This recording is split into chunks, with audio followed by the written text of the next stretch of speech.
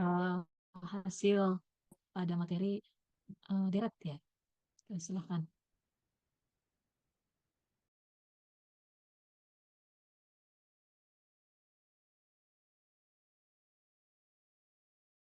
Oke, baik. Terima kasih Ibu Mimi. Mungkin boleh teman-teman dibantu dulu share screen. Kemudian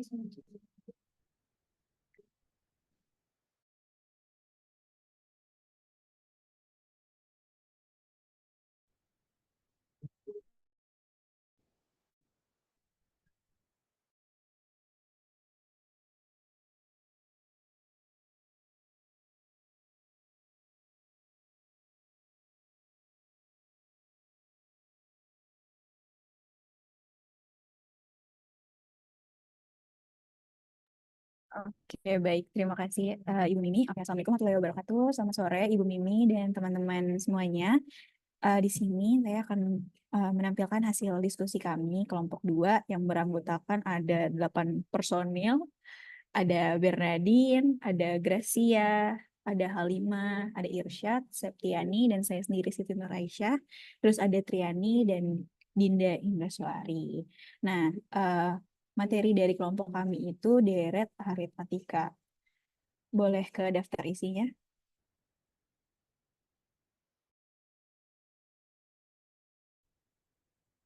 Nah, pada makalah ini terdapat 3 bab. Ada bab 1 tujuannya, pasti udah pada tahu.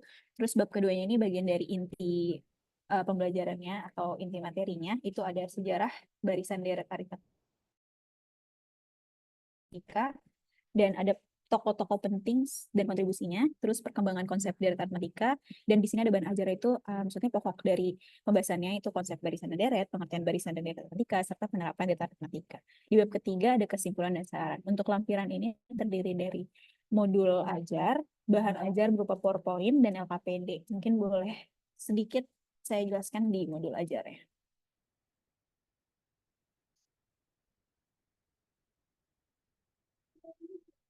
Oke, modul ajar kelompok kami itu berpacuan di kurikulum Merdeka. Ya, jadi modul ajar kurikulum Merdeka dengan matematika SMA kelas 10. Di sini ada informasi umumnya yang berupa identitas modul. Penyusunnya itu kelompok 2 atau kami, instansinya SMA Negeri, tahun penyusunnya 2024, jenjang sekolahnya SMA, mata pelajaran matematika, dan fase atau kelasnya di sini E dan kelas 10.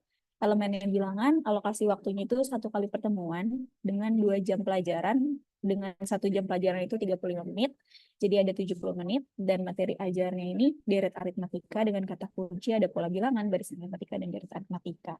Oke, untuk kompetensi awal ini ada 3 poin, di mana siswa itu bisa memahami konsep dasar dari deret aritmatika, terus siswa juga mampu membedakan barisan aritmatika dengan barisan lainnya, dan dapat menentukan suku KN pada suatu barisan aritmatika, sehingga mampu untuk menentukan suku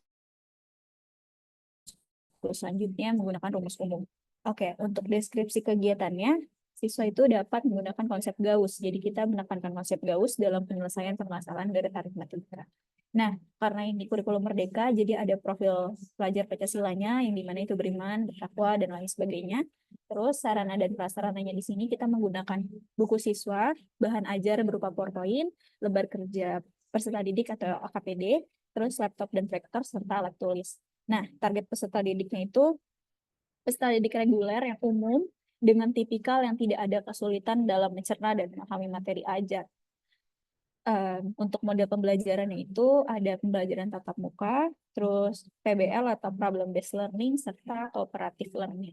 Nah, selanjutnya ini ada bagian kompetensi inti yang akan dijelaskan oleh rekan saya kepada Bernadine. Dipersilakan. Baik, terima kasih Aisyah.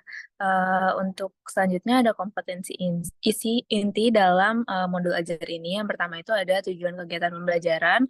Di sini tujuan kegiatan pembelajaran yang pertama, siswa dapat menjelaskan pengertian deret aritmatika dan elemen-elemennya seperti suku pertama atau A, beda atau selisih antar suku itu disebut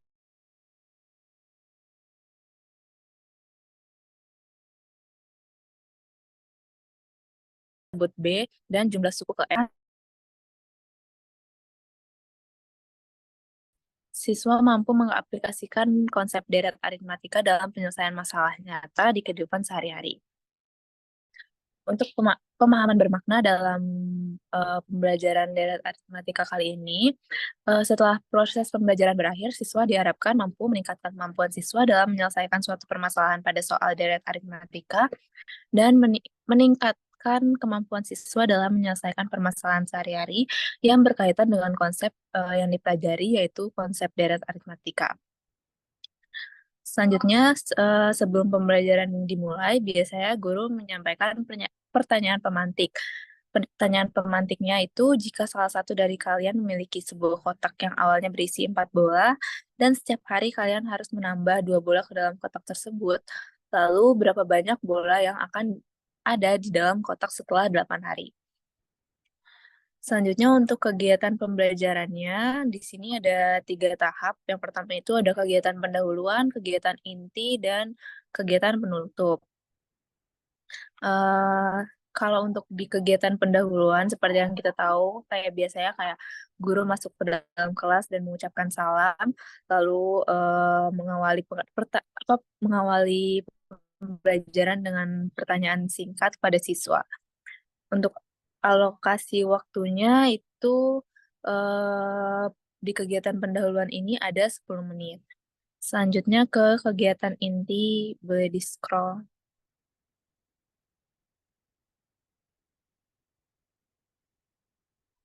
Di kegiatan inti ini, pada pembelajaran deret aritmatika, seperti biasa, guru akan menjelaskan pembelajaran kali ini, materinya berupa PowerPoint, lalu mengerjakan LKPD, dan setelah mengerjakan LKPD, biasanya guru meminta siswa untuk mempresentasikan hasil yang dikerjakan.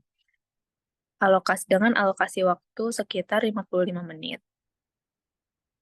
Selanjutnya yang kegiatan penutupnya.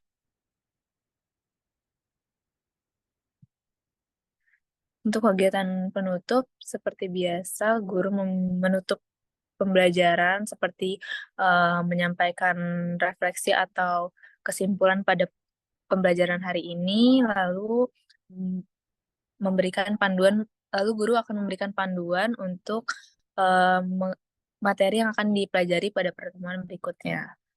Lalu, seperti biasa, guru akan menutup pembelajaran. Lalu di sini ada refleksi, refleksi peserta didik, dan refleksi guru.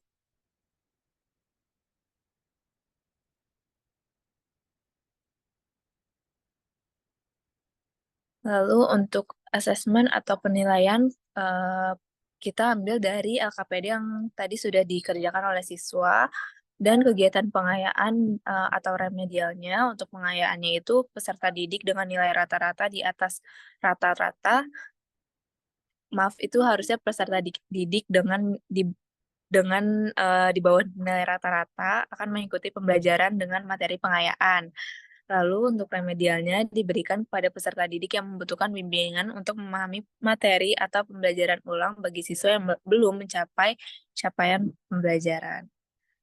Selanjutnya ada bahan ajar dan LKPD.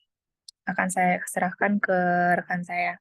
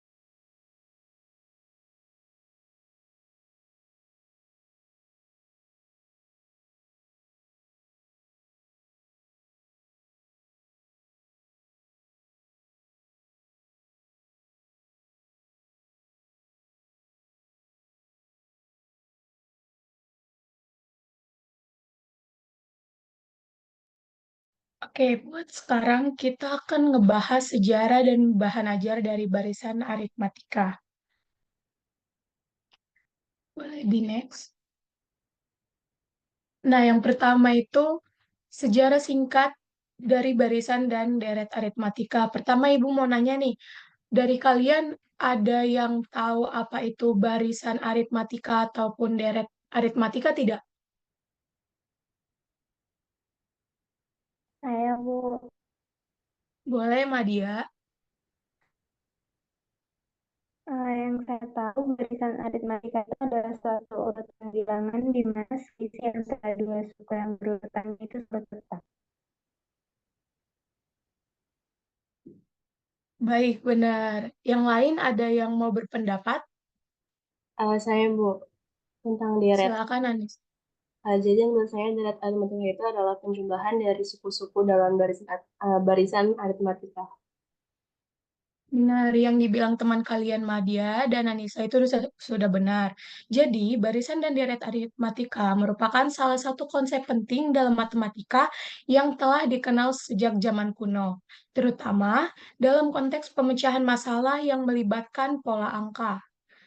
Ahli matematika seperti Pythagoras dan Euclid telah mempelajari hubungan antara angka dan pola numerik. Dalam karyanya Elements, Euclid mendiskusikan konsep barisan aritmatika sebagai cara untuk mengorganisasi angka dalam urutan tertentu yang mengikuti aturan tetap. Selanjutnya ada beberapa tokoh yang berhubungan dengan barisan dan deret aritmatika. Yang pertama itu tadi ada Pythagoras pada tahun 507 sampai 495 sebelum Masehi, di mana dia adalah seorang filsuf dan matematikawan Yunani yang lahir di Pulau Samos. Dia yang mempelopori pemikiran tentang hubungan angka dan harmoni termasuk dalam konteks deret. Yang kedua itu ada Zeno dari Elea pada abad kelima sebelum Masehi, yang merupakan seorang filsuf Yunani yang lahir di Elea. Zeno terkenal karena paradoksnya seperti paradoks dikotomi yang secara tidak langsung melibatkan konsep deret geometri dalam analisis gerak. Yang ketiga itu ada Leonardo Fibonacci pada abad ke-13. Fibonacci ini merupakan seorang matematikawan yang lahir di Pisa tahun 1170. Fibonacci berkontribusi dalam pengembangan konsep barisan dan deret secara umum melalui bukunya itu Liber Abaci. Selanjutnya akan dijelaskan oleh rekan saya Muhammad Irsyad. Baik, Bapak lanjutin ya. Jadi selanjutnya ada eh, 3 tokoh yang penting juga nih. Yang pertama itu ada Johann Carl Friedrich Gauss, kemudian yang kedua Al-Khawarizmi, kemudian yang keenam ada Euclid. Oke. Nah, yang pertama ada Johann Carl Friedrich Gauss. Yaitu dia lahir pada 1777 sampai akhirnya meninggal di tahun 1855. Gauss adalah salah satu matematikawan terbesar yang lahir di Brunswick, Jerman pada tanggal 30 April 1777. Gauss menemukan cara cepat untuk menghitung jumlah bagian bilangan bulat dari 1 hingga 100 menggunakan rumus Sn sama dengan n/2 dalam kurung A ditambah UN. Jadi n ini adalah pola yang dicari. Kemudian A ini adalah suku pertama dan UN adalah pola ke n suatu bilangan. Nah, kemudian ada Al-Khawarizmi, yaitu seorang matematikawan Persia yang berkontribusi terhadap penyebaran ilmu matematika di dunia Islam dan Barat. Ia memperkenalkan aljabar menggunakan konsep deret aritmatika. Nah, selanjutnya ada Euclid, seorang matematikawan yang lahir abad ke-4, karyanya adalah Elemen, memberikan formulasi formal tentang deret aritmatika. Nah, di perkembangan konsep deret aritmatika ini itu terbagi menjadi 4, yaitu ada zaman kuno, zaman Yunani kuno, zaman pertengahan, dan zaman modern. Pada zaman kuno, konsep deret muncul dalam konteks pemecahan masalah praktis seperti perhitungan luas tanah dan pembagian harta warisan. Kemudian, pada zaman Yunani kuno, para filsuf Yunani seperti Pythagoras dan Euclid mendalami konsep proporsi dan rasio yang terkait erat dengan konsep barisan dan deret. Kemudian di pertengahan matematika Arab dan Persia itu mengembangkan aljabar dan aritmatika, termasuk konsep deret yang kemudian disebarluaskan ke Eropa. Dan yang terakhir ada di zaman modern. Dengan ditemukannya kalkulus, konsep diperluas dan diaplikasikan dalam berbagai bidang, seperti fisika, ekonomi, dan juga ilmu komputer. Selanjutnya akan dijelaskan oleh Bu.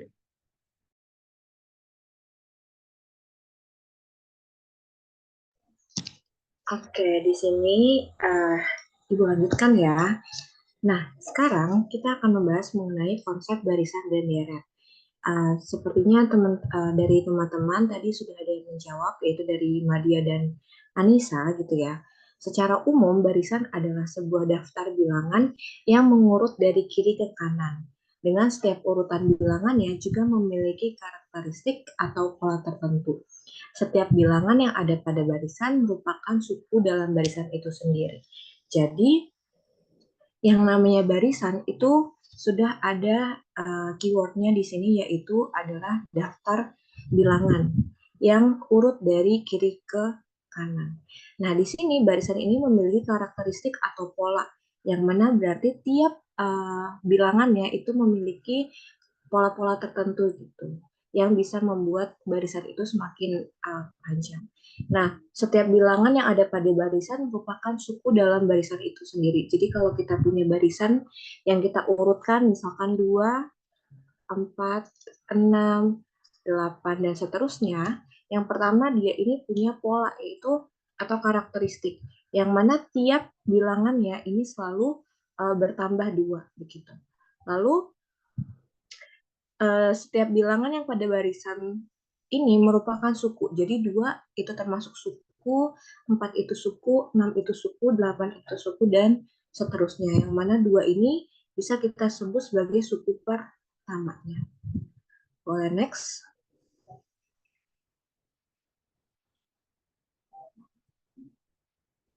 Nah, sementara deret adalah penjumlahan suku-suku dari suatu barisan. Misalnya terdapat barisan U1, U2, U3, U4, dan seterusnya, maka deret itu adalah suku pertama, ditambah suku kedua, ditambah suku ketiga, ini maksudnya. Dan seterusnya sampai dengan suku ke N. Dengan keterangan U itu artinya suku dan N adalah suku ke N gitu ya. Kita mau cari sampai berapa sih gitu. Jadi kalau tadi saya berikan contoh barisannya 2, 4, 6, dan 8, dan seterusnya. Kalau misalkan kita mau mencari deret dari barisan ini, berarti kita menjumlahkan dari U1 sampai U4. U1-nya 2, berarti 2 ditambah 4, ditambah 6, ditambah 8. Di mana 2 ini sebagai U1, ini U2, suku kedua, suku ketiga, dan ini U4. Berarti yang mau kita cari adalah penjumlahan sampai suku keempat. Nah, lalu apa sih yang dimaksud dengan barisan dan deret aritmatika?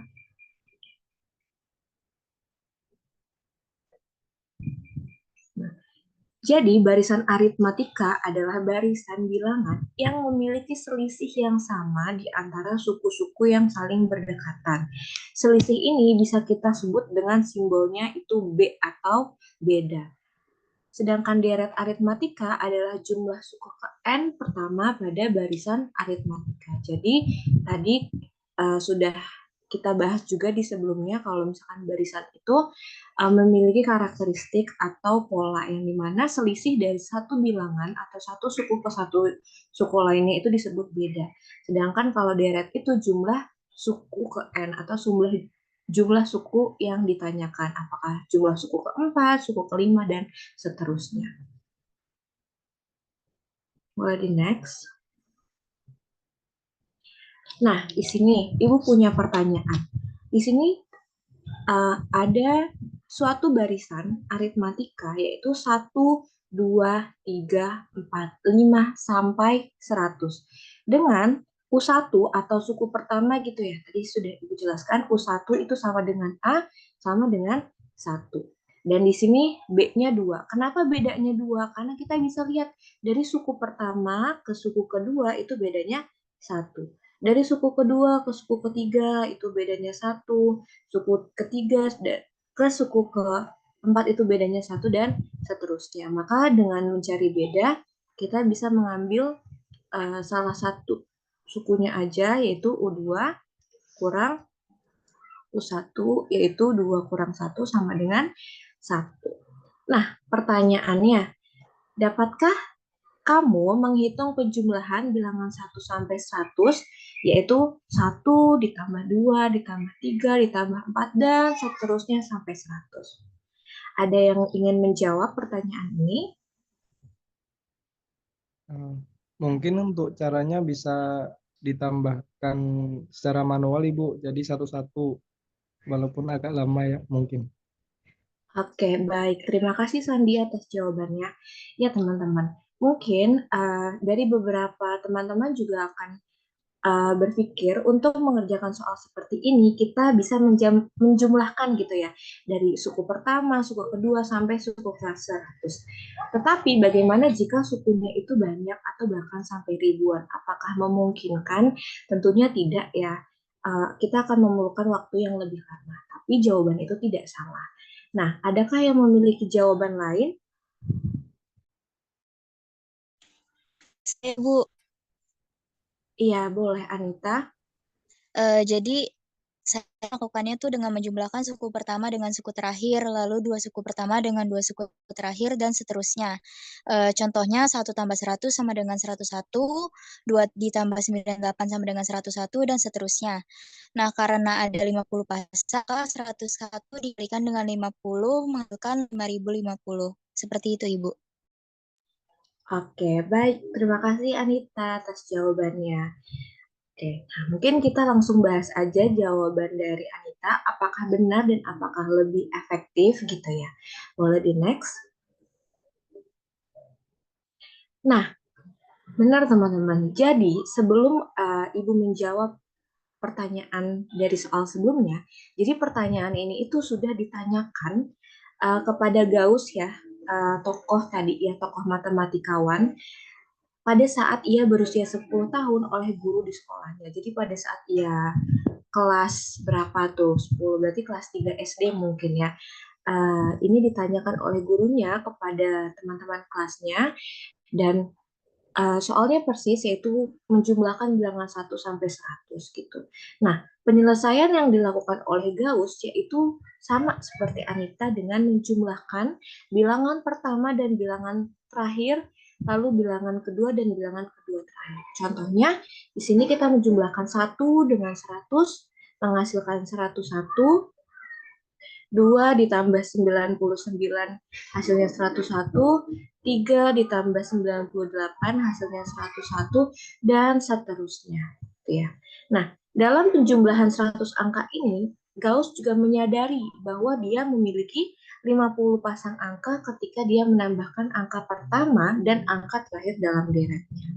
Nah, karena setiap pasangnya berjumlah 101 gitu ya, tadi kita menjumlahkan ini semua hasilnya sama 101 dan punya 50 pasang, maka dapat kita tuliskan yaitu 101 dikali 50 pasang. Yang artinya penjumlahan dari barisan ini adalah 5050. Jadi jawaban yang diberikan oleh Anita ini sudah sesuai atau bisa lebih menghemat waktu seperti itu. Nah, ada juga cara penyelesaian lain yang akan dijelaskan selanjutnya oleh Lia. Boleh, silakan.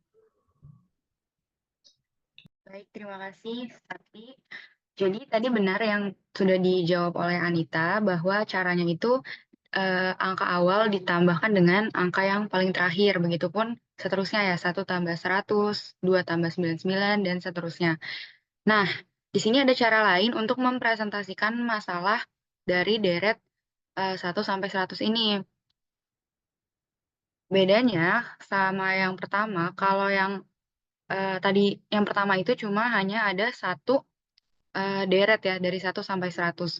Nah, kalau yang kedua, caranya itu dengan menuliskan 2 kali. Jadi yang pertama urut dari 1 hingga 100, Dan yang kedua, dibalik jadi dari 100 ke 1 gitu. Jadi kalau 1 ditambah 100, 2 ditambah 99, 3 ditambah 98 itu akan menghasilkan 101, 101, 101 hingga ke belakang gitu ya. Nah, ini yang akan memunculkan rumus deret yang dipakai hingga sekarang. Jadi kalau kita kumpulin 101 sampai ke belakang, ini memberikan 10.100 karena angka dari 1 hingga 100 digandakan. Nah, kita perlu dibagi 2 karena tadi ada 2 deret gitu ya. Tadi ada 100 pasang angka 101. Jadi 100 dikali 101 lalu dibagi 2. Menghasilkan 10.100 dibagi 2 akan menghasilkan 5.050.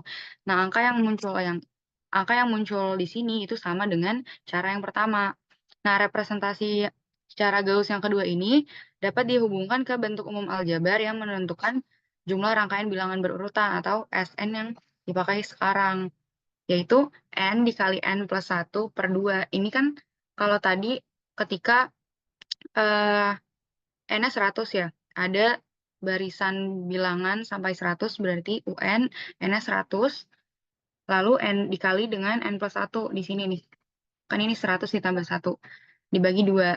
Lalu bentuknya dapat ditulis menjadi N per 2 dikali N plus 1, di mana N adalah pola yang akan dicari. Nah, suku pertamanya tadi tuh, suku pertamanya kan kalau yang deret 1 itu A-nya 1. Kalau kita masukin gitu ya. Gitu. Terus UN-nya dia 100. Nah, yang ini nih akan memunculkan rumus yang muncul yang biasa kita gunakan pada rumus deret. Ketika tadi kan S-nya S100. Nah, N-nya 100 dibagi 2. Kalau dari deret yang pertama itu kan A-nya 1 ya. 1 ditambah 100 UN-nya. Jadi 101 dikali 100 itu kan 10.100 per 2. Begitupun dengan deret yang kedua. Kalau deret yang kedua itu kan A-nya 100 jadi dibalik. Yang deret urutan terbalik. A-nya 100 terus UN-nya 1. Itu akan menghasilkan 101 dikali 100 juga. Yang ujung-ujungnya juga 10.100 dibagi 2 yaitu 5.050. Gitu. Dengan keterangan N-nya pola yang akan dicari, A-nya suku pertama, UN-nya pola ke N suatu bilangan aritmatika gitu.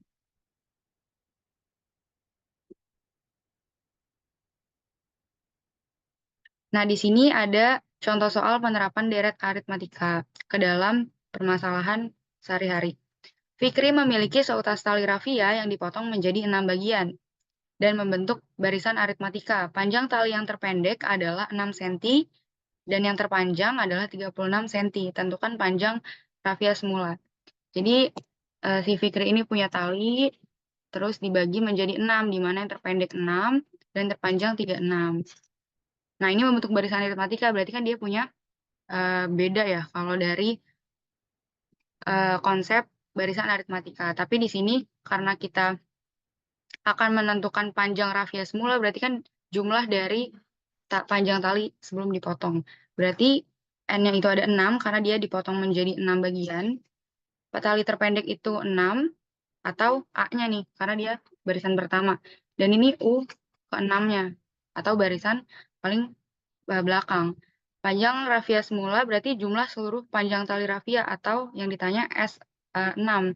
Berarti masukkan ke dalam rumus SN di mana rumusnya itu N per 2 dikali A ditambah UN. Masukin N-nya 6 sama dengan 1 per 2 dikali 6 dikali A-nya 6. Ditambah UN-nya 36 menghasilkan 126.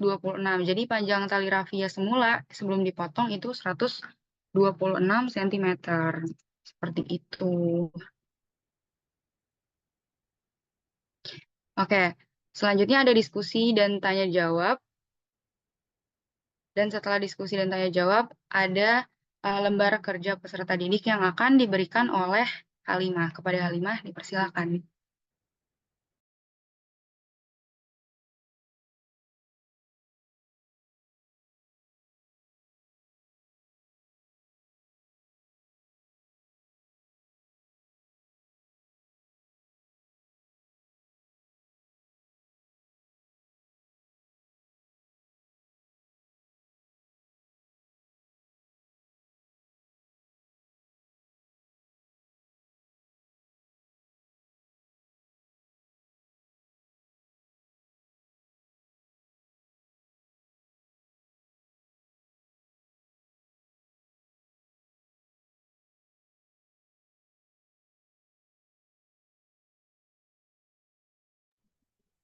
Baik, setelah materi yang sudah diberikan tadi, sekarang Ibu akan memberikan LKPD kepada kalian semua.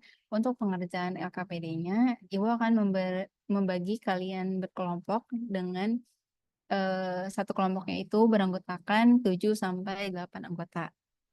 Nanti setelah kelompoknya terbentuk, bisa langsung kalian kerjakan dan didiskusikan dan dibaca langkah pengerjaannya dengan baik.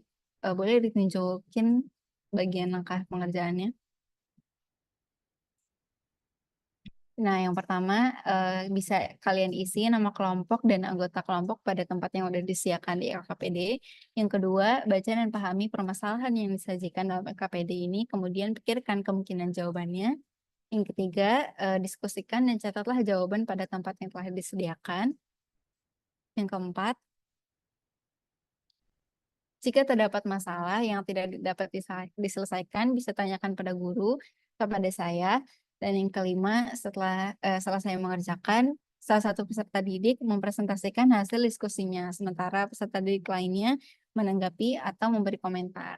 Nah, sekarang Ibu beri waktu 10 menit untuk mengerjakan. Nanti bagi yang sudah selesai bisa dipresentasikan.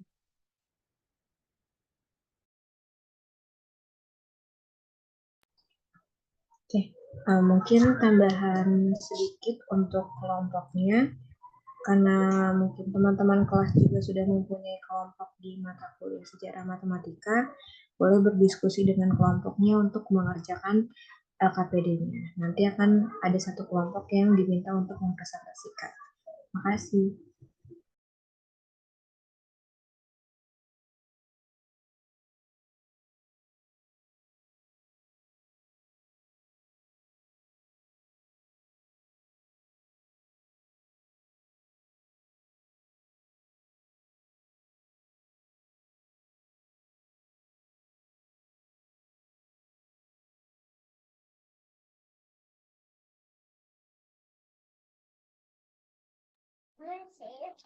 Oke. Sudah ya presentasi dari kelompok 3 ya? Sudah Ibu. Lagi mengerjakan LKPD, nanti akan ada iya. yang maju atau Baik. gimana? Boleh ya, dilanjutkan dulu.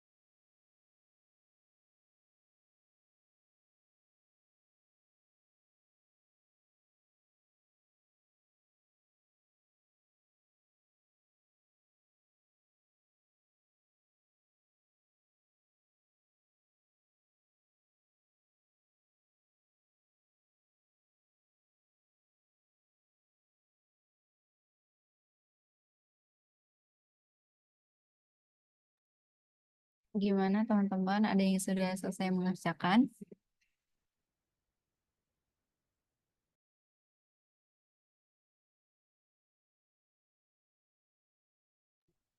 Bagi kelompok yang udah selesai berdiskusi, bisa raise hand ya, perwakilan kelompoknya.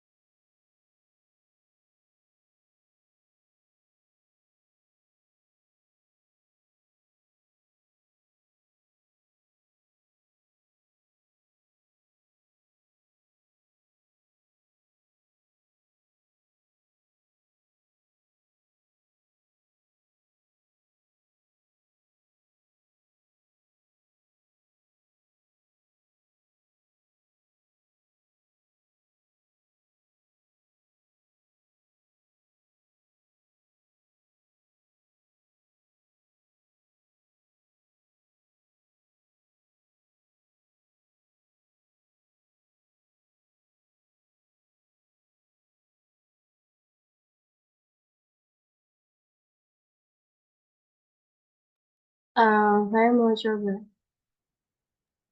Boleh Nisa, boleh dipresentasikan hasil diskusinya ya.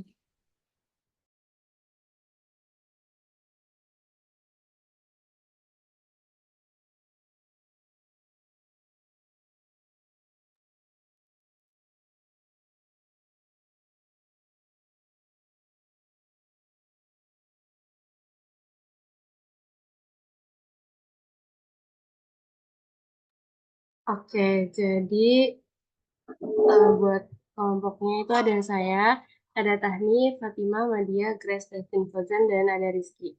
Terus buat hasil diskusinya boleh di-scroll ke nomor 1 mungkin. Ya, oke.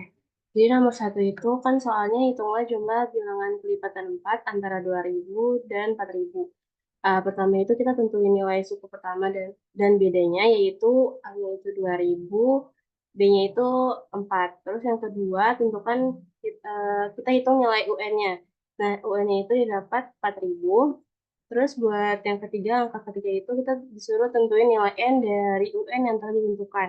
Berarti pakai rumus yang udah dijelasin tadi, UN sama dengan A plus N kurang 1 kali B.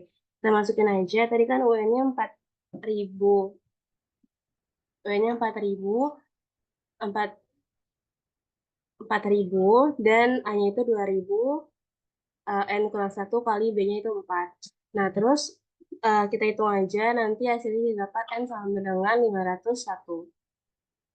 Boleh next.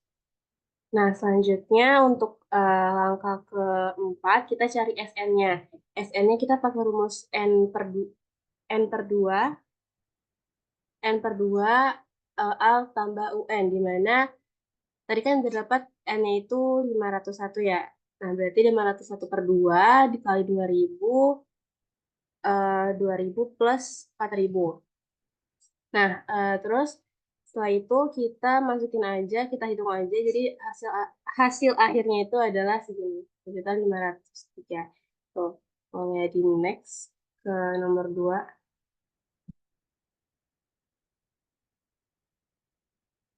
Nomor 2 itu soalnya seperti yang di layar. Jadi setelah pengerjaan itu kita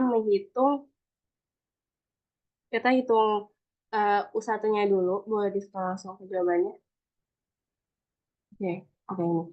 Jadi kita cari dulu U1-nya, di mana U1 itu sama dengan A, di mana A itu sama dengan 6 helai, U2-nya itu 9, U3-nya itu 12. Nah, setelah itu kita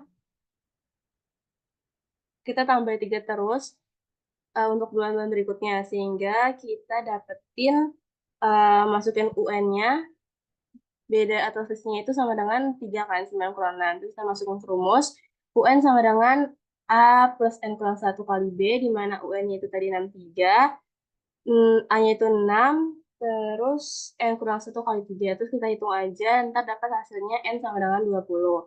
Jadi kita dapetin pada bulan ke-20, Kiana mampu menyelesaikan 63 helai kain batik. Terus masuk soal ketiga.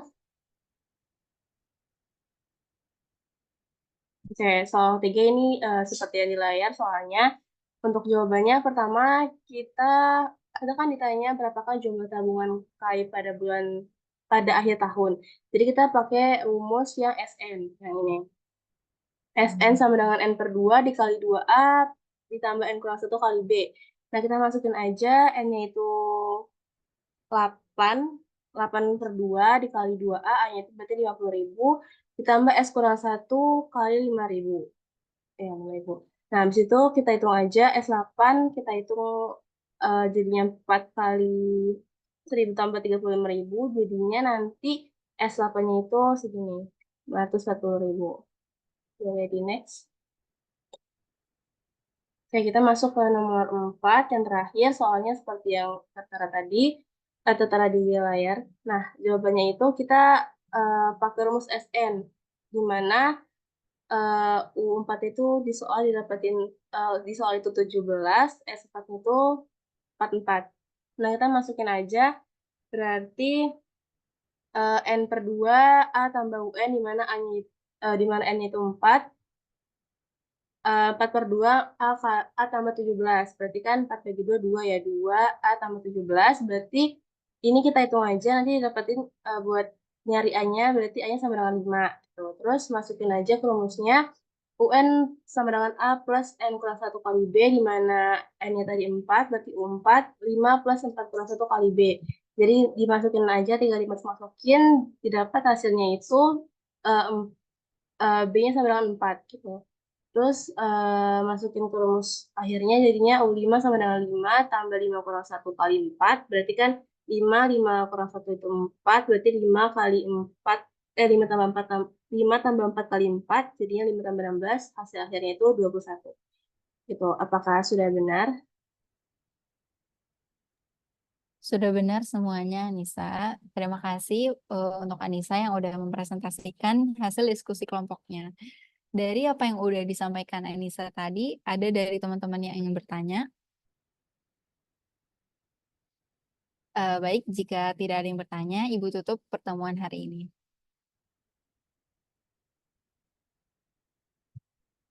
Oke, sekian dari kelompok kami, Ibu. Mungkin selanjutnya dikembalikan ke Ibu Mimi, ada tanggapan atau komentar. Oke, baik. Terima kasih kepada kelompok 2 ya, kelompok 2 yang maju urutan ketiga. Tadi apa namanya menampilkan pembelajaran barisan dan deret ya. Oke, tadi sudah cukup lengkap ya yang dipaparkan. Diawali dengan apa perangkat pembelajarannya ya, modul ajarnya begitu. Kemudian bahan ajar sampai dengan LKPD-nya ya, ada penilaiannya.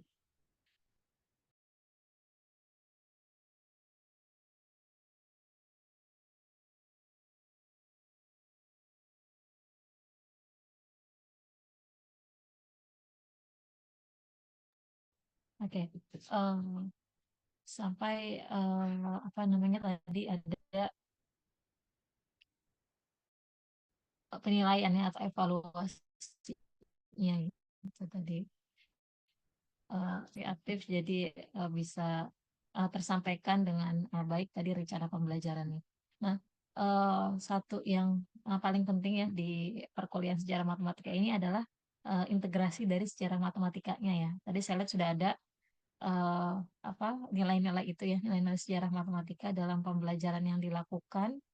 Ada di awal ya, ada beberapa tokoh ya yang berkaitan dengan konsep-konsep barisan dan deret gitu ya.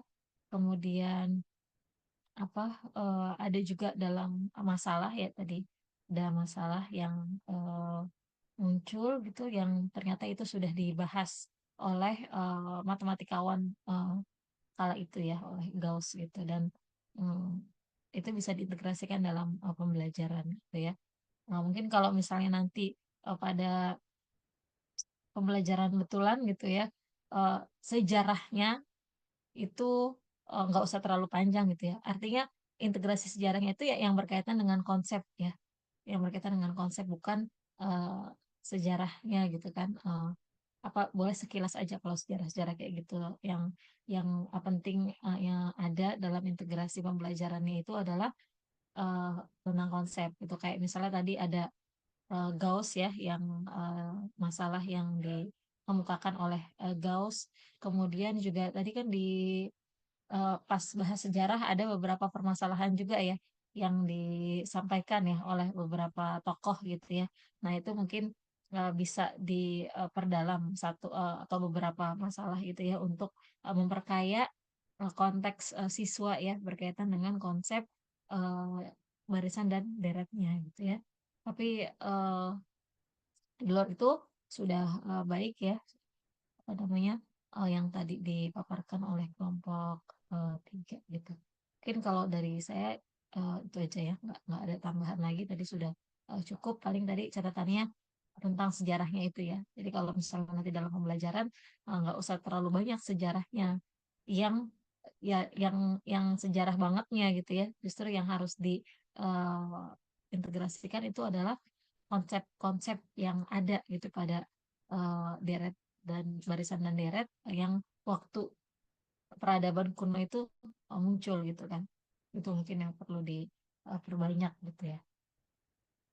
Itu saya rasa sudah cukup baik ya. Terima kasih.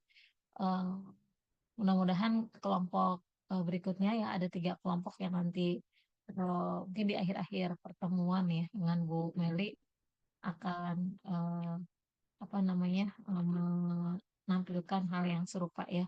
Itu perlu dicatat poin-poinnya ya. Bagaimana integrasi sejarah matematika yang nanti muncul gitu ya dan terlihat dalam pembelajaran itu ya. Oke. Dari teman-teman mungkin ada tanggapan atau mungkin ada yang ingin disampaikan, silakan.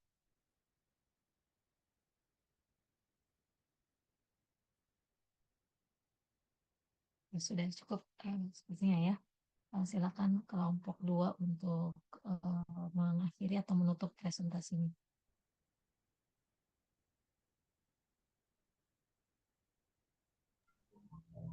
Oke, baik. Terima kasih untuk teman-teman semua yang sudah menjawab. Terima kasih juga kepada Bu Mimi atas masukannya. Kurang lebihnya mohon maaf dari kelompok 2. Kami tutup. Wassalamualaikum warahmatullahi wabarakatuh. Waalaikumsalam warahmatullahi wabarakatuh. Oke. Terima kasih kepada kelompok 2 ya. Kelompok 2 ya yang urutan maju yang ketiga ya atas paparannya. Mudah-mudahan menambah pengetahuan, wawasan itu ya untuk kita semua berkaitan dengan integrasi dari sejarah matematika dalam suatu pembelajaran suatu topik matematika sekolah gitu ya. Dari saya cukup sekian. Mungkin karena apa sudah sore juga ya kita akhiri. Terima kasih sebelumnya sudah apa namanya meluangkan waktu nih ya di luar apa namanya rencana kita ya. Tadinya kan mau ada praktisi tapi batal hadir gitu. Jadi alhamdulillah bisa sesuai juga dengan RPS gitu ya. Jadi kelompok 3 sudah maju di termin UTS sebelum UTS ini. Dari saya cukup sekian. Terima kasih. Assalamualaikum warahmatullahi wabarakatuh. Waalaikumsalam warahmatullahi wabarakatuh. Terima kasih. Waalaikumsalam. Terima kasih, Bu. Sama-sama.